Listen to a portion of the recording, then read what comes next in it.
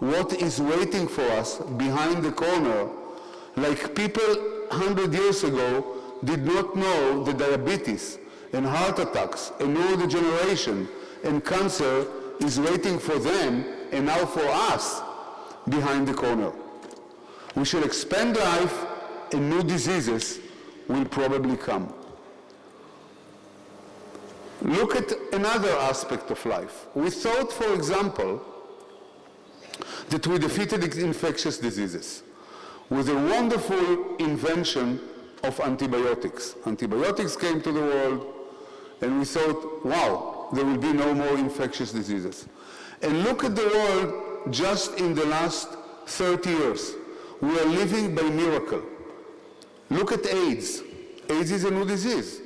It was discovered only 30 years ago, at around 1980, by an Air France air attendant that contracted the virus in Africa and somehow flew back to Europe and spread the disease.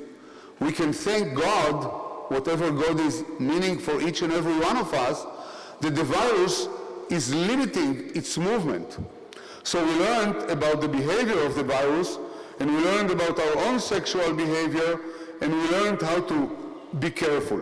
And meanwhile, we developed also some drugs. But AIDS is an infectious disease caused by virus. It's new for us. Think about avian flu that came to us, about SARS. By miracle, we rescued because we somehow contained the virus. Think about Ebola. Think about Legionnaire disease. I don't know how many of you are Americans in the audience, but in the early 80s, veterans of the American World Wars convened in the annual meeting in a hotel in Philadelphia. And somehow in the pipelines of the hotel, in the air-conditioned tunnels of the hotel, a new bacteria grew, which is the Legionella. And this Legionella infected those veterans, and many of them died. Why do we have to go that far? Think about Germany 3 weeks ago. 4 weeks ago, 40 people died from a simple E. coli gastroenteric bacteria that all of a sudden came from some cucumbers from some contaminated water. Think about how sensitive we are still to what we thought are simple diseases that are defeated. So maybe, I don't believe in that, but if you look at it philosophically, maybe nature somehow contains the world population from exploding to a point that it will not be able to sustain itself. But I don't want to really run into philosophy, and I really want to come back into medicine. So where medicine is heading, and what's wrong with current medicine? Medicine is heading into what we call personalized medicine. And personalized medicine is already in, it's partially in, but it's coming in a big form. And why personalized, and what is personalized, and what is wrong with current medicine that we are not satisfied with it? Let me bring you an example. An example should be, let's take breast cancer or prostate cancer. Every day, in every country, hundreds of women and hundreds of men are diagnosed with new cancer. Let it be breast cancer, cancer of the gut, cancer of the prostate, and so on and so forth. And these patients are coming to get a treatment, and the treatment is mostly standard. Typically, if the tumor can be taken away by a surgeon, the surgeon will walk in and will cut the tumor, and then the oncologist may decide maybe to use extra additional treatment by the form of chemotherapy or radiotherapy. I don't want to go into details. But let's take, in one country, let it be Israel or Turkey or any other, or Germany, 100 men or women that came at a certain day and they were diagnosed, unfortunately, with a certain disease. Let it be cancer, let it be any other disease. And the treatment started, and what is accepted in medicine that we follow the patients. So we start to follow the patient, and let's say that we are looking at them again after 5 years. And after 5 years we find that some of the patients died and some of the patients were completely cured. They are healthy. No disease anymore. How can it be? The patients appear to us as if they started at the same very point. A woman walked in with a tumor in the breast. The tumor was taken away. Chemotherapy started. Radiotherapy started. Everything looked fine. Another woman that came 1 hour later with the same disease, started the same treatment, and 5 years later, they are completely in different places. One died out of a severe disease, and the other one is completely happy, healthy, back to her family. How can it be? It can be because we made a mistake. A naive mistake, but nevertheless a mistake. And the mistake was in the diagnosis. We thought that the two women, woman A and woman B, or men A and men B, have the same disease. But apparently they did not have the same disease, because the result is different. If the result is different, there must have been a mistake in the diagnosis. Why I call it a naive mistake? Because we cannot avoid, and we cannot avoid these days, this mistake. Because what we are doing now in medicine, we are putting diseases, because of lack of knowledge, we are putting diseases under one umbrella, while it's not justified to put them one umbrella, and what we should do is subclassify them into subgroups, but we still don't know how to do it. And I'll tell you in a minute how we are going to do it, how modern medicine and modern science is going to treat disease, unlike completely the way that we are treating diseases these days.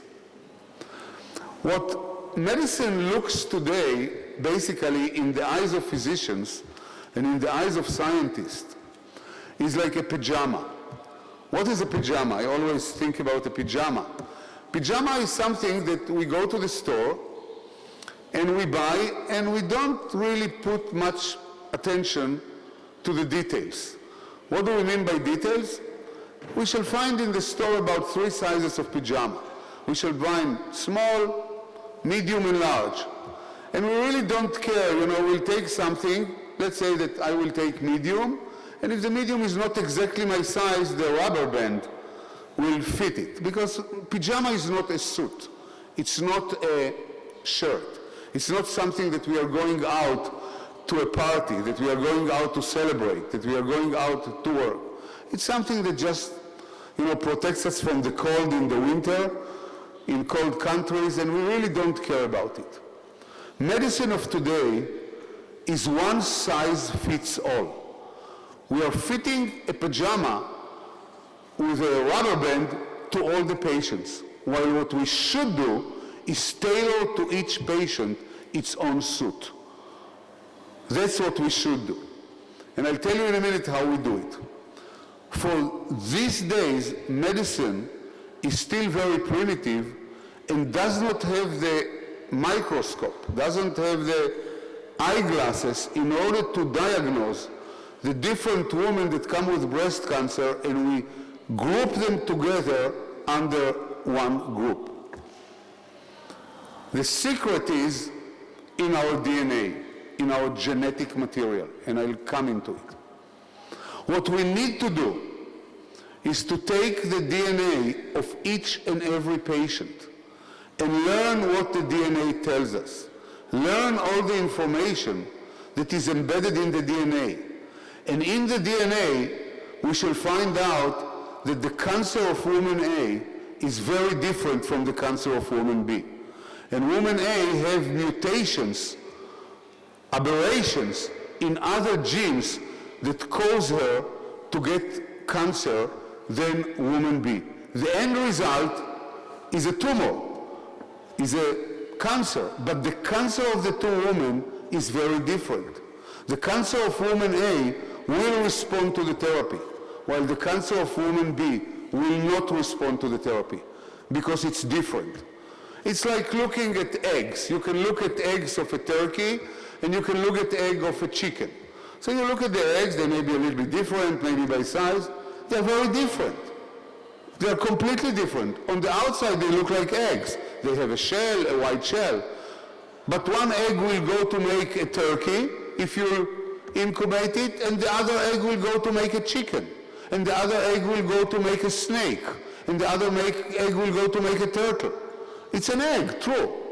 And always when we shall look at the table, and people will put on us a series of eggs, of snakes and snails and chicken and turkeys and whatever, we shall say, yeah, this is an egg, maybe, but the information embedded in this egg is completely different. The same is for diseases. The genetic information embedded in our diseases is individual, is personalized. Therefore, we are going now to personalized medicine. And this technology has not been available to us before. What was available to us before was very crude tools like X-ray. We are going to MRI or to X-ray. Even the X-ray and the MRI, we are seeing a tumor. The X-ray tell us, okay, there is a tumor in the brain, a tumor in the gut, there is an inflammation, there is some pathology, something wrong, but it doesn't tell us the exact nature of the disease.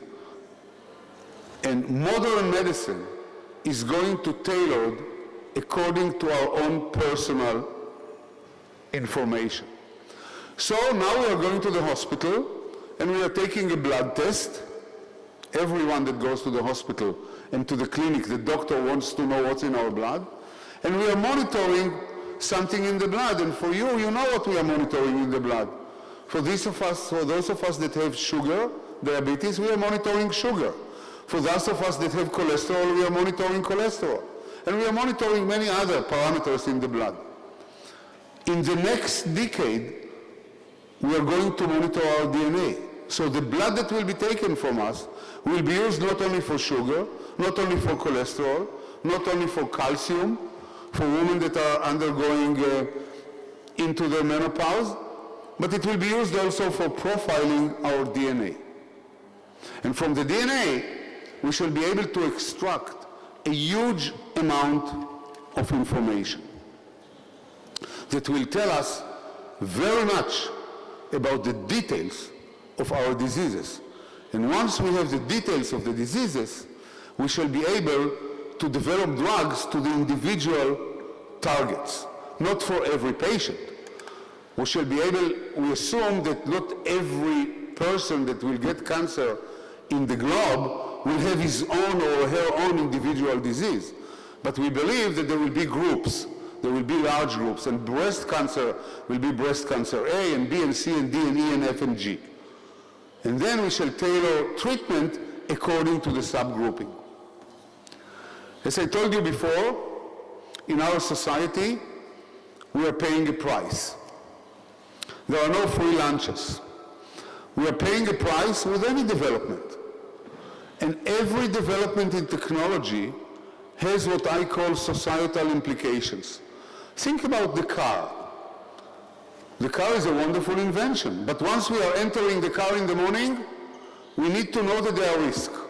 We can be involved in an accident. We can be killed on the road. We are breathing the contaminated air that polluting cars are exhaling to the air. So we know what is the price that we are going to pay for any single development. But nevertheless, we are using cars, knowing that they are risky. Why? Because the benefit of using a car far exceeds the damage. And there is no technology that doesn't have a price in it. Think about Alfred Nobel and his invention. Alfred Nobel invented the dynamite. Well, we can take the dynamite and use it in several different directions. We can put a little bit of a dynamite in a bullet and shoot people in their head. We are using dynamite in violent actions. We are developing bombs and shells and cannons and tanks, and we are killing people with dynamite. But we cannot imagine the modern world without a dynamite, because we are also drilling oil wells, and we are paving roads, and we are building bridges and airports. There is no world without dynamite. So it's basically, in many ways, in our choice and in our basic education as a society. And here I come to education. I touch on education once, but I'm going to touch it more and more. Different education than the one that you are discussing during these days, but nevertheless education. So it's about education of society, of what to do with inventions. Think about radioactivity. We cannot imagine the world without radioactivity. On one hand, people can use radioactivity in order to develop A-bombs and to kill one another, but not individually, but en masse. We can throw an A-bomb on cities and destroy whole cities. But how we are going to cure cancer patients without radioactivity, without irradiation? There is no way to do it. We still don't have replacement. Millions of people gain their life, millions, because of radioactivity. So in any technology, there is the bad side, and there is the good side, and there are societal implications. And there are huge societal implications to modern medicine, well beyond our imagination. And let me point out to you some of them, because it really pertains to each and every one of us. One societal implications, that medicine always, the price of medicine is always going up. And there is going to be no exception here too. Medicine becomes more and more expensive. And therefore, modern medicine becomes less and less accessible to people of the world. In Israel, for example, we have a public health system that provides health to everybody, regardless if he pays a penny. Nobody is left behind. But the burden on the economy of this type of medicine is growing bigger and bigger, and gradually part of the medical devices and drugs are walking out of the public system into the private pocket. And people have to pay more and more for their health. They're going to private physicians. If they want a specific drug that is not covered, they have to buy it if they want it. True, the basic needs are covered. But everything else has to be covered by an Israeli economist calculated, and Israel is one of the most advanced countries in the world in providing of health services, that the burden of health on the individual citizen increased from 20% to 40% of the total expenses of a family of health along the last more or less 15 years.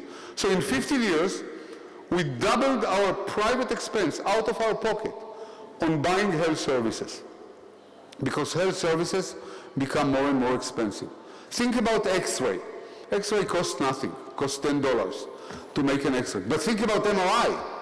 MRI costs already $1,000, and we are using less and less X-ray and more MRI, because MRI is a super technology. It doesn't have any radiation, it's magnetic fields, and the accuracy of the diagnosis far exceeds X-ray. We can see soft tissue, we can see small tumors. Everything now is done via MRI. We are moving from mammography in breast examination to MRI.